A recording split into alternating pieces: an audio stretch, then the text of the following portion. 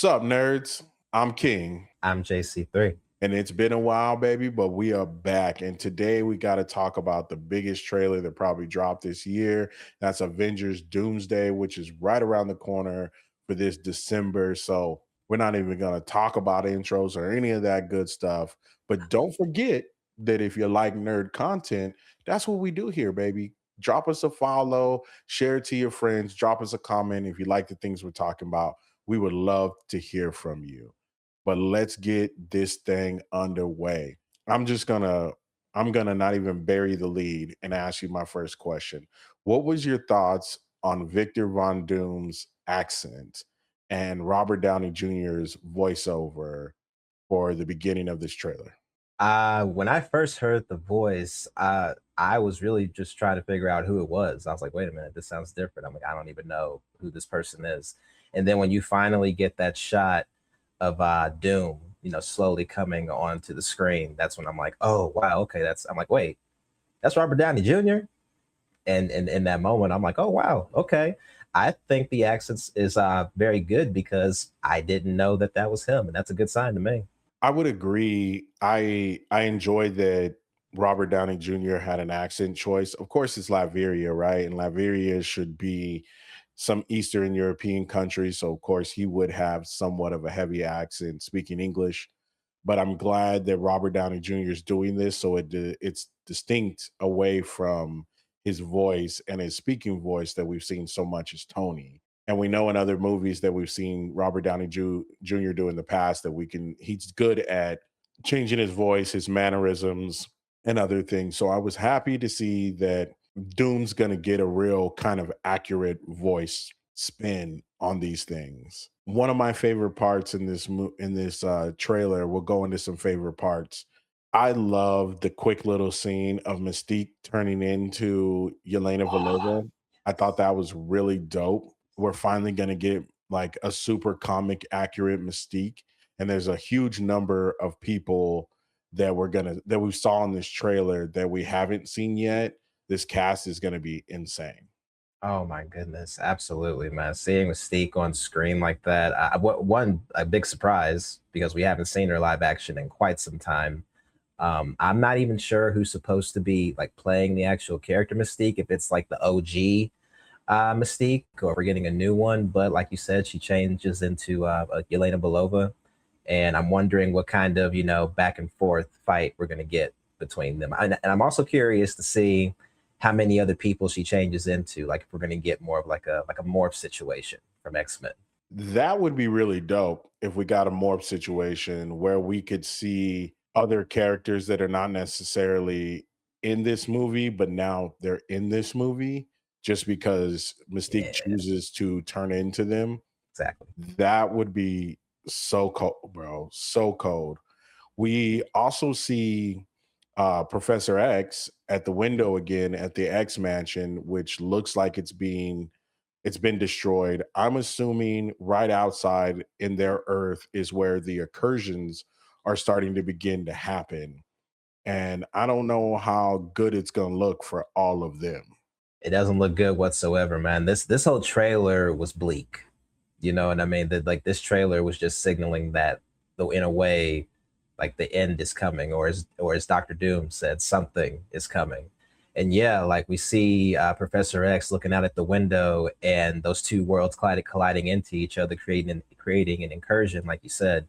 And this just feels like so much bigger than anything we've ever really seen put to live action here, because it is. This isn't one guy snapping his fingers and half the world disappearing. This is like universes, whole planets dying. And essentially, that's what kind of makes Doom's story kind of interesting because most people are going to think of him as the villain, but I'm sure he thinks of himself as the hero because he's just trying to think of what's the best way that at least some of us can survive this. You can tell that things are pretty bleak when you see what Thor ends up saying, right? He said, I've been with people that are more powerful than all of us who have been killed.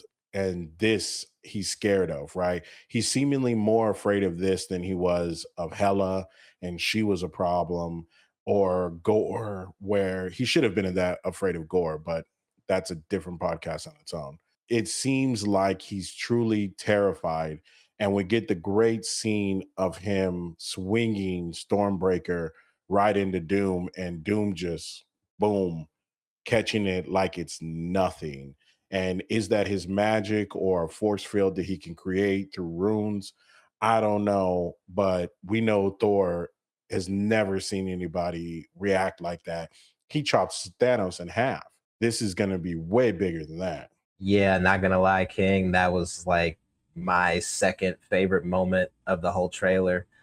Just because it kind of it mirrors the Infinity War with Thor being the narrator. I mean, and even in Infinity War, he's the one that's warning people that Thanos is coming. And now we see him in Doomsday trying to warn people that Doom is coming. The only difference is we don't know how he knows about Doom, but I'm honestly really excited to find that out. And also just from that one shot of Doom stopping Thor from striking him, that was his moment of saying, "I'm not Thanos. I'm not Thanos. I'm a whole different dude. Don't underestimate me." I feel like a lot of people, that aren't comic book fans, are probably looking at this guy and thinking, "Wait, really? He's better than Thanos?"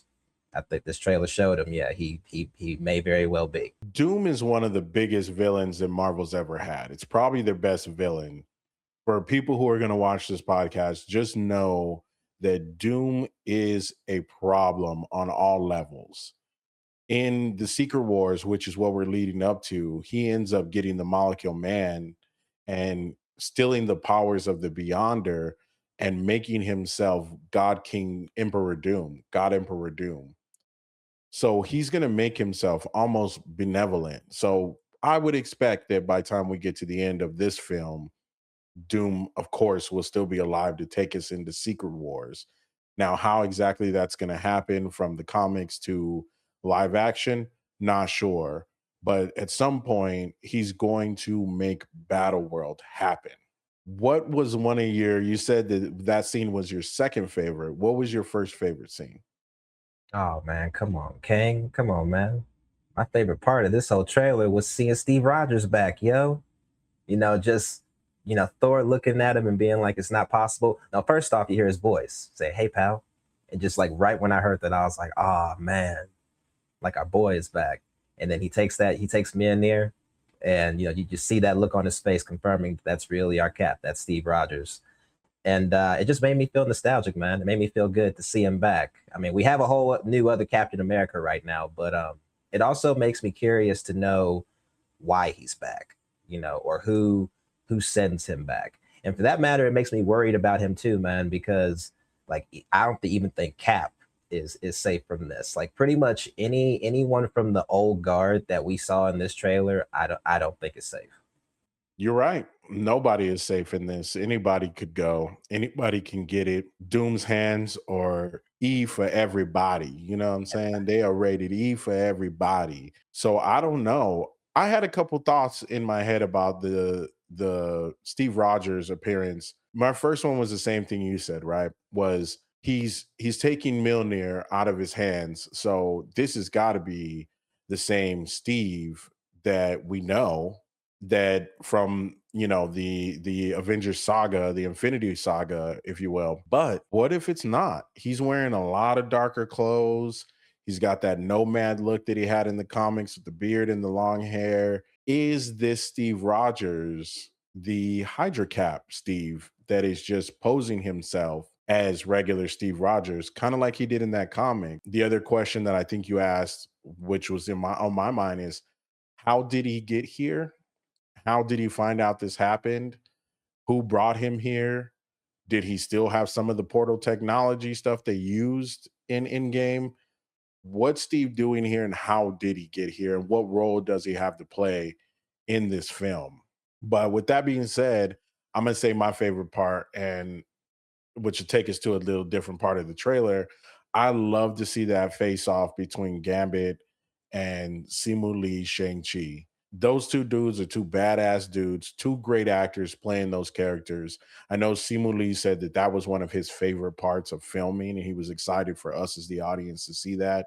So to have that face off where they're just going back to back, like you said, we cooking with something right now. We are on our way. Oh yeah, we cooking. And I bet Shang-Chi was happy to be back on set. Dude, they've been on back on set since 2021, man. I'm sure he was happy to be back there. Like, oh wait, I still have a job? Oh my goodness. Like that's the other thing about this trailer and just this movie in general too that's exciting is the fact that any new characters that they've been building up in this multiverse saga, we haven't seen them in years, you know, and Shang-Chi is one of those peeps. So I hope that the further this movie goes along, which it's 3 hours from what I hear, so it's going to be pretty long. I hope that we're also able to build up more of the newer characters that we've seen in these last few years. Man, we are going to get so many characters and so many people chalked up into this. We get a really cool scene of everybody that looks like they're in Avengers Tower, even though, it's different now. It's the new Avengers Tower. But we see the new Avengers across from the older Avengers with Scott Lang, which I'm glad made it to the trailer, our current Captain America and Thor, and then, of course, the Fantastic Four, baby. They are here.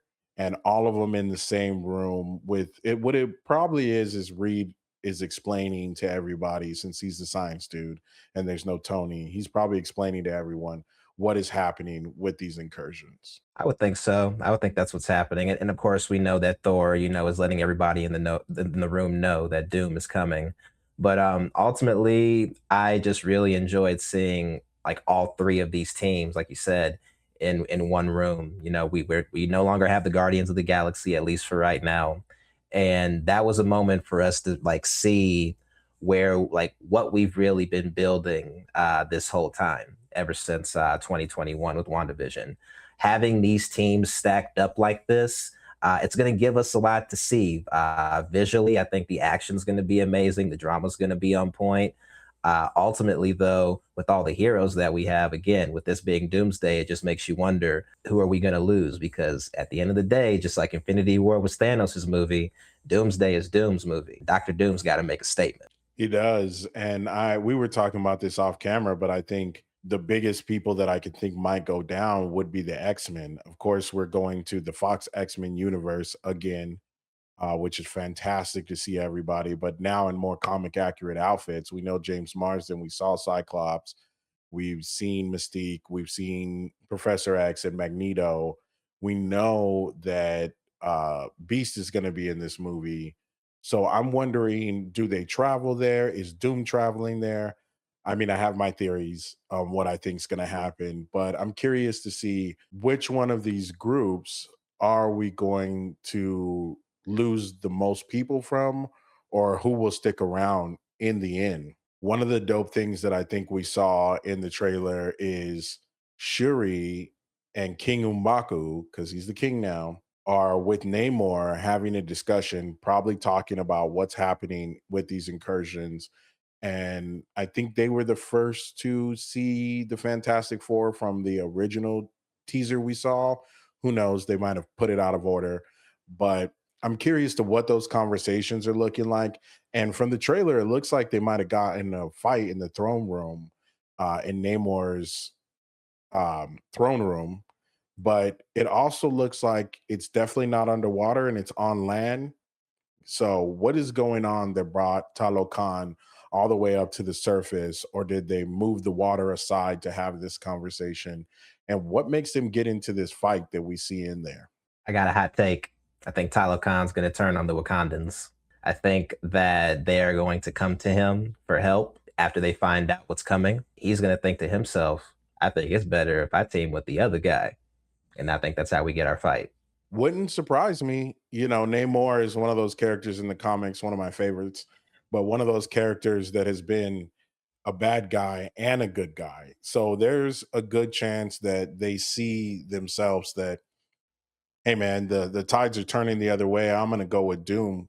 And like you said, is going to think in his own head that what he's doing is for the right reasons. In some ways, it probably is, the right reasons, but it's probably the wrong way to do it. So they don't know that this dude is essentially really dangerous, but he might be right about what he's saying or how he's going to get us to the next spot.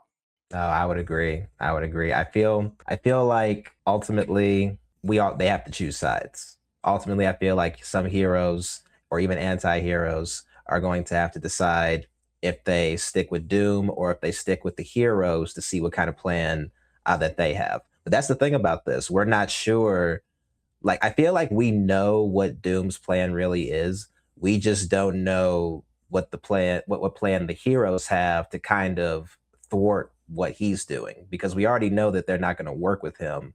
But I guess we just need to know, it's like, okay, well, okay, guys, do you have a better plan?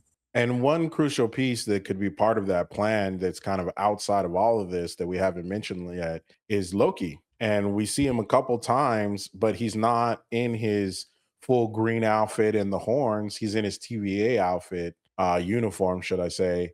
And he's looking at his ID, which we've never seen him have, but now he does. So he's probably a little more integrated with the TVA. We know that the TVA and some of those characters are going to be in this movie. What part do they have to play in this? And what are they going to do? And how is Loki going to help? Is he still holding the universe together, or does he have to physically come into the main Marvel universe to help stop what's coming ahead?